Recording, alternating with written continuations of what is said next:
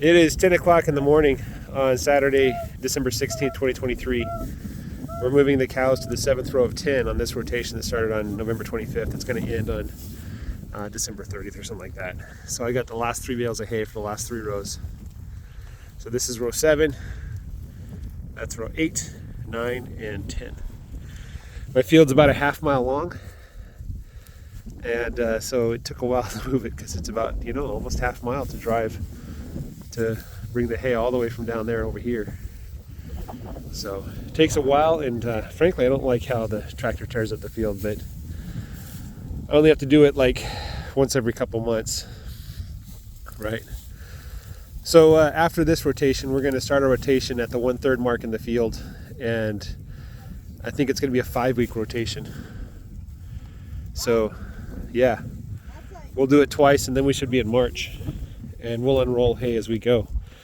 For those of you who aren't familiar with my operation, so I'm following Greg Judy's advice that I got through YouTube and his books, and I haven't gone to his training sessions. I want to go, but it's a pretty big commitment. I'm formerly a programmer. I used to do programming type stuff. I can go over my programming history. It's interesting, but not that big of a deal. But the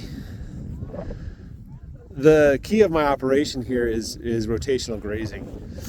The idea is that if we keep the cows moving, we can give the land plenty of rest to rest and recover, which should increase the fertility of the ground over time. And of course, we're spreading out manure. We're not trying to grow one kind of grass. We're growing all kinds of things that naturally grow. Like here you can see there's clovers and things in the soil here growing. One of the pitfalls of this method, a pitfall that I fell into already several times, is that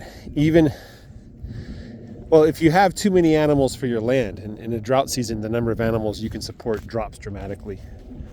But if you have too many animals for your land, then the cows overgraze and they injure the ground.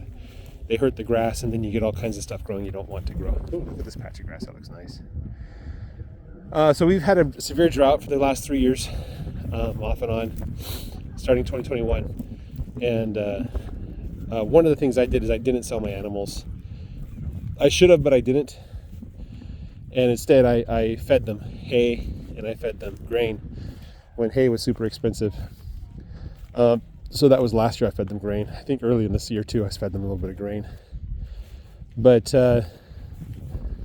it turns out if you have too many animals, even if you're feeding them, they will still overgraze. So what I should have done, and what I'm going to do from now on when I need to, is you have to isolate the animals from the rest of the field. You can't rotationally graze when there's no grass. That's kind of the principle. The overriding principle is if you don't have grass, you can't graze, right? It's just really simple math. And so you need to isolate the animals from the field until the field recovers and it's ready to graze again. That's something I didn't do for the last couple of years. So anyway, this is what it looks. I'm just looking at this new row here. So this section here that you're looking at with all the holes and stuff, this was a muddy field last time they were here back in October. And you can see where I rolled out the hay last time, just over here. Let's go look at the hay. It's probably just thinly spread out. There's old manure here too from October. Not only did they graze all the grass and trample it into the ground, they also ate all the goat weed, which probably isn't good. So I was probably starving my cows a little bit. Yeah, this is what it looks like here.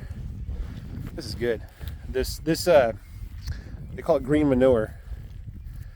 The hay and the dead grass is just wonderful, wonderful stuff for feeding the soil so that you can grow all kinds of things, and it rapidly increases the fertility of the soil.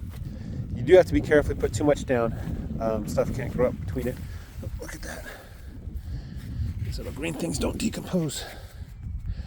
So you do have to be careful about putting it too much. Anyway, this pasture is looking a lot better than I expected. I expected it to be dead. I thought I killed it. It would take years for it to recover, but already it's coming back quick. Look at that. So the goal right now is just to have the cows eat the grass. Over in the eastern part of my field, of these rows, there's a lot of grass. So this is the bad part. Over there should be plenty of grass. And I am standing in what I'm going to use as a sacrificial lot if I need to.